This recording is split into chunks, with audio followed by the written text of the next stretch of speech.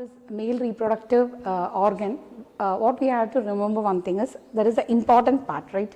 So where the sperm is produced and all that things we'll see now, right? So as I already told you, testis is the organ that produces the sperm and it stores the sperm, right? So testis is the organ. I'm writing here the singular term, right? So I'm talking about one testis. So testis is the organ that produces the sperm and it stores the sperm. So actually this testis, it is a densely covered organ. The testis is a densely covered organ and it consists of nearly 250 compartments in it. Each testis, they contain 250 compartments, or we can say it as lobules. Actually these lobules are nothing but compartments.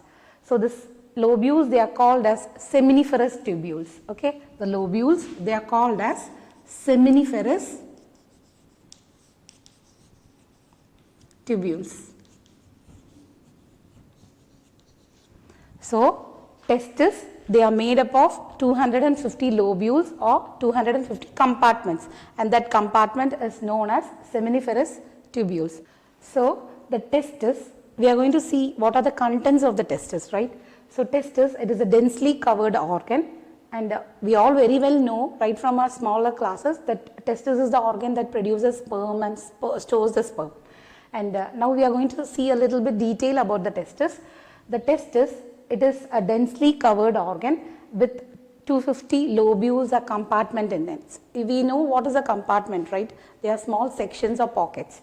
So in the same way, 250 lobules or compartments are present inside each testis, and those compartments are called as testicular lobules. Okay, those 250 compartments, they are called as testicular lobules, and each testicular lobule or each compartment, one lobule is one compartment, right? So that is what we have to remember here. One compartment means one lobule, one pocket. Okay, so there are such 250 pockets or 250 compartments, or we can say 250 lobules in it, and each lobule, it will contain one to three or more. Okay, 1 to 3 or more. 1 to 3 or more of tubules coiled in it. Okay, so each lobule or each compartment, they comprise of 1 to 3 or more, what to say, tubules or tubes. In simple term we can say as tubes, but it is technically called as tubules. Okay, so each compartment, they contain a highly coiled tubules called as seminiferous tubules.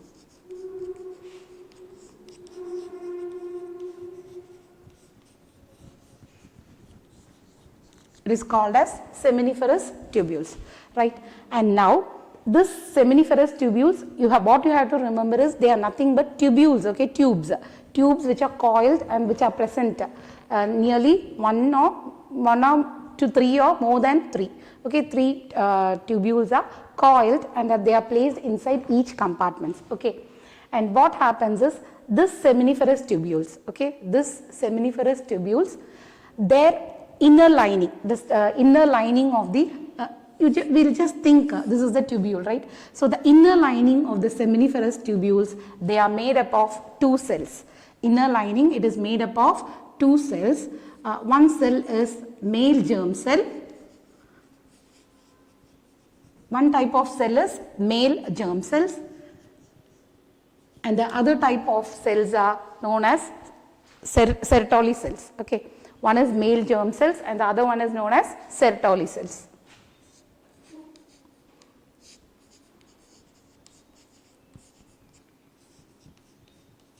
So we all know what is a germ cell, right? A germ cell is nothing but that is the, what to say, the real gamete, or gamete in the sense the sperms. So obviously the male germ cells, now at this stage, before it is being matured, it is called as spermatogonia. It is called as spermatogonia. So the seminiferous tubules, they consist of the seminiferous tubule. Each tubule, if you take, they are made up of 2 cell lining, and those cell lining, what are the 2 cell lining is? One is the male germ cell, it is also called as spermatogonia, We all very well know that germ cells are nothing but the gametic cells. Okay, so male germ cells known as spermatogonia, and the other one is Sertoli cells. Okay, Sertoli cells. So the male germ cells, they undergo meiotic division and they get converted to sperm. Okay, they undergo cell division and they get converted to sperms, that is matured sperms, and which is ready for fertilization. And what does the Sertoli cells do here? They provide nutrition to the male germ cells. This is the function of Sertoli cells. Okay, so I hope you understood this. So once again I am putting it to you. Testis, it is densely covered organ. It consists of 250 lobules a compartment, and each compartment they consist of one or two or more than three seminiferous tubules coiled in each compartment, and each tubule, it is made up of two cell layers, and the cell layers are, one is male germ cells and the other one is Sertoli cells. So the male germ cells, what it does is, that is male germ cells, that is what it gets converted to sperms, matured sperms, which is needed in fertilization process, that is the whole reproduction process. And Sertoli cells, they provide nutrition to the male germ cells.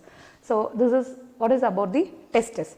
And one more point what we have to remember here is, there will be interstitial spaces in between the seminiferous tubules. Okay, so I'm just drawing it in an illustrious way. Okay, it's not an original diagram, I'm just drawing it to you for you people to understand. So what happens here is, you just think, okay, this is one testis, oval shaped testis, and in that there are so many lobules or compartments in it, right? And these compartments, they contain one or two or three coiled seminiferous tubules. And if I take one tube, that is one seminiferous tubules, it is made up of male germ cell and the other one is Sertoli cell, right? Male germ cell and Sertoli cell. And we studied all these functions now, and so that's over. So the next one is, beyond this, see, there will be gap or space in between these tubules. There will be space or gap in between these tubules, and that space, or the interstitial space, it is called as, the interstitial space, it is covered with Leydig cells. The interstitial space is covered with Leydig cells. So what is the function of this Leydig cell? These Leydig cells are important because they are the ones that secrete the male reproductive hormones, class of hormones called androgens. Okay, so Leydig cells are the cells which are present in between the interstitial spaces between the seminiferous tubules. They function, the Leydig cells function is to secrete the class of hormone, that is male reproductive hormone called androgen. Androgens are a class of hormones, right? So the testosterone, the male reproductive main hormone testosterone and all that things, it will come under this androgens, right? Yes. So what we are going to do now is, we are going to give a quick recap of what we studied until now, right? So first one is, I told you about what is reproduction. So reproduction is nothing but production of younger ones similar to the parents. So there are two types of reproduction, asexual and sexual reproduction. In asexual reproduction, just a single partner is enough. A single parent is enough. And in sexual reproduction, two partners are necessary. Two partners of opposite sex are necessary. Why it is so? Because we need two opposite gametic cells for fertilization. Only then ovum will, if ovum and sperm they fuse together only, we will get a zygote. Okay, and that zygote is what develops into a new individual. Okay, so in sexual reproduction, what the system involved in reproduction, the whole reproduction process, like every other physiological process, even sexual reproduction, it involves a reproductive system. So because we are studying about human reproduction in this chapter, so first we are going to we saw about male reproductive organ or male reproductive system. So in male reproductive system, we studied about testis, pair of testis, then the epididymis arising from the testis, and at the end of the epididymis, that is where the epididymis ends, the vas deferens begins, and the vas deferens is the duct that carries a sperm that is released from the testis to the urethra, and urethra is the extension of urinary bladder, and the vas deferens and urethra, they join at a point, and the urethra, it extends in the form of urethra itself. And because the male reproductive system, it carries the function of both, that is ejaculation of sperm as well as passing of urine, both it occurs through the same urethra. That is why male reproductive tract, it is called as urinogenital tract. Okay, so the opening of the urethra, it is called as urethral meatus, right? Yes, and this urethra, it extends into a muscular organ called as penis, which is necessary copulatory organ. Okay, so apart from these, there are 3 accessory glands and other ducts also. So the accessory glands are nothing but prostate gland, bulbourethral gland, and seminal vesicle. These 3 glands, they secrete the secretions, and they mix along with the sperm, and they help mainly these secretions, they help in the motility of the sperm, and that motility is necessary because the sperm, it has to reach until the fallopian tube of the female reproductive tract for fertilization purpose. So these secretions are very important. That is why they are called as accessory glands. And the secretions along with the sperm, it is ejaculated when the penis becomes erect.